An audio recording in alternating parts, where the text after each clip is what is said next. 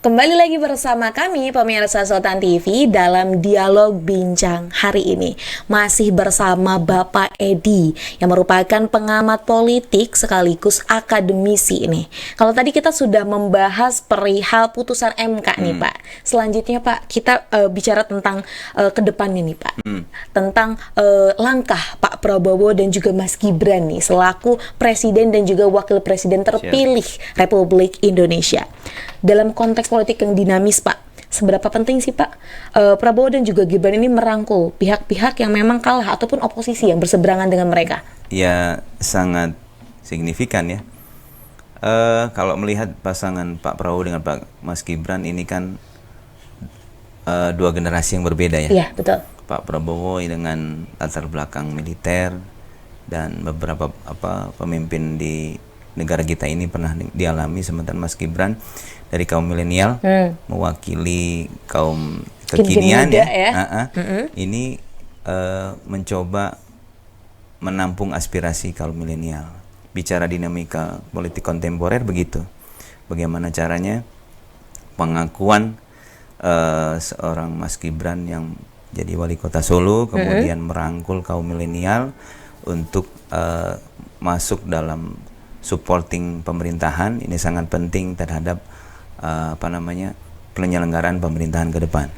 Jadi tantangan tadi misalnya ada bagaimana Indonesia ke depan, saya yakin bisa berkembang jika kemudian tadi tokoh-tokoh baik itu politik, tokoh ekonomi dan yang sosial budaya ini bisa diberikan porsi pada saat pemerintahan nanti untuk dapat menyelenggarkan pemerintahan Indonesia yang lebih baik dari tahun-tahun sebelumnya ya. Walaupun memang dari era ke era memang presiden kita dari awal sampai akhir pasti memiliki gaya kepemimpinan yang berbeda ya. Dan ini cuma yang harus kita pahami bahwa kemajemukan di Indonesia ini. Jadi memang seorang presiden harus sabar ya. Harus bisa mempertimbangkan ya. Betul. Karena bukan satu suku di Indonesia ini. Ada banyak Pak banyak yang perlu banget. dipikirkan. Kemudian kita lihat, kita juga pernah menjadi mengalami zaman kolonial ya, yang tentunya ini juga sifat-sifat untuk ketidakpedean atau juga insecure ini penting dilakukan. Indonesia sebetulnya bisa jadi negara maju ya, tidak hanya negara berkembang yang selalu intervensi asing besar. Tapi mudah-mudahan memang di pemerintahan sekarang ini supporting dari pihak-pihak yang tadinya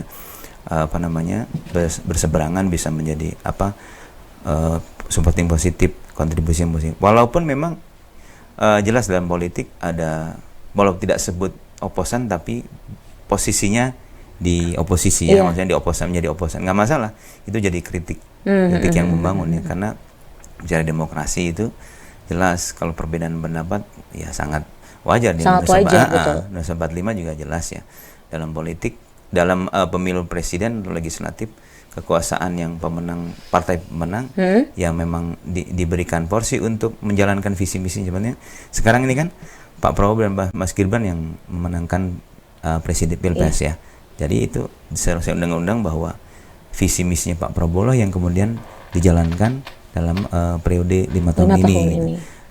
Tanpa kemudian menutup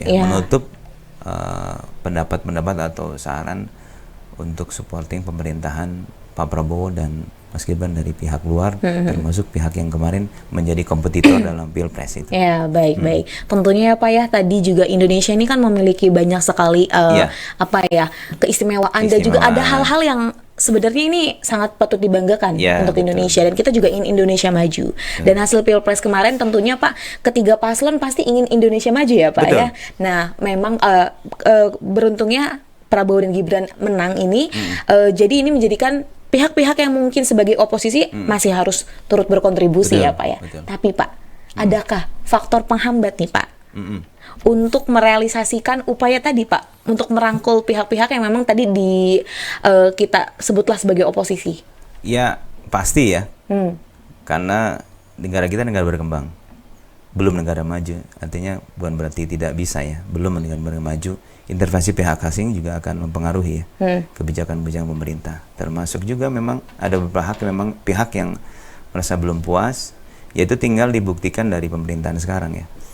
kalau tidak ada kritikan, tidak ada apa ya, efek Tidak evaluasi ya. Dalam hal di manage sebuah negara memang pasti ada butuh namanya evaluasi. Betul.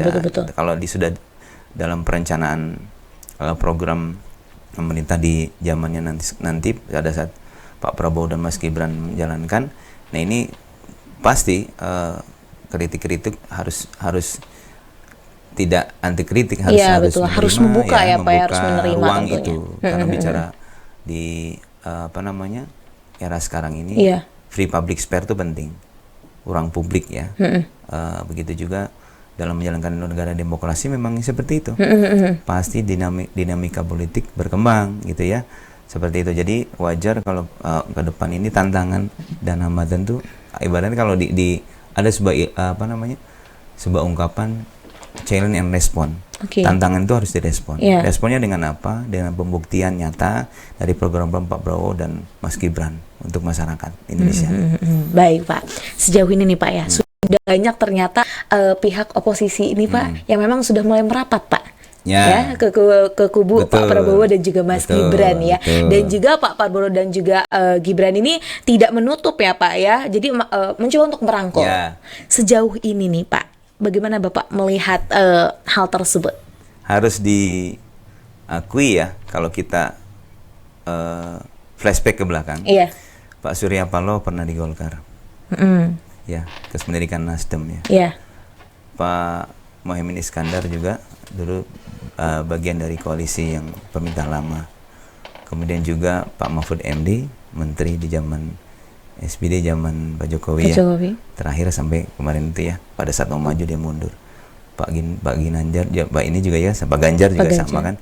Jadi artinya bahwa sebetulnya dari 3 paslon ini sebetulnya putra terbaik Indonesia yang berniat untuk memajukan Indonesia lebih baik ke depan. Jadi saya yakin, kalaupun tadi ada pernyataan beberapa politikus termasuk pimpinan partai yang akan merapat, ya itu sangat wajar. Karena sudah selesai kan, Pilpres sudah selesai, dua-duanya juga menyatakan yang pihak paslon 1 dan 3 juga sudah selesai Pilpres. Mari kita kembali untuk memberikan supporting dan juga untuk memberikan kontribusi kepada pasangan calon Pak Prabowo dan Mas Gibran dalam menjalankan pemerintahan Indonesia itu. Jadi tidak menutup kemungkinan, dan itu sebetulnya hal positif ya untuk ya tadi meminimalisir ya perbedaan konflik tadi ya, baik otomatis konflik sosial, karena memang masyarakat kita itu kadang ya mereka tuh sebetulnya sangat ya, kalau ada timuran ini sangat ramah, sopan ya, toleransinya ada. Hanya saja nih kadang-kadang ada pihak-pihak yang memprovokasi ya. Nah itu dia nih, mantik nih Pak jadinya kan. Akhirnya kan jadi buat trigger jadi ini ya. Cuma menurut saya jika memang dalam nanti pemerintahan Pak Prabowo dan Mas Gibran memilih dalam menteri-menteri dalam kabinetnya Pak Prabowo dan Mas Gibran orang-orang yang tepat, orang-orang yang dari grassroots, orang-orang yang latar belakang yang memang mewakili warna perbedaan Indonesia, insya Allah ke depan lebih baik gitu. Wah, tentu ya Pak, itu harapan seluruh warga nih Republik Indonesia. Ingin Indonesia ini maju dong Pak ya. Betul. Siapapun nanti pemimpinnya, siapapun memang nanti yang menjadi koalisi dari pemimpinnya, itu harapan yang paling utamanya adalah Indonesia ini menjadi maju ya Pak ya. Nah kemudian Pak, tantangan apa yang akan dihadapi oleh Prabowo dan juga Gibran selama 5 tahun mendatang nih Pak, yang akan menjabat sebagai presiden? Pak, tapi ditahan dulu, boleh Pak? Jadi kita simpan dulu pertanyaannya Pak, karena kita akan kembali sesaat lagi.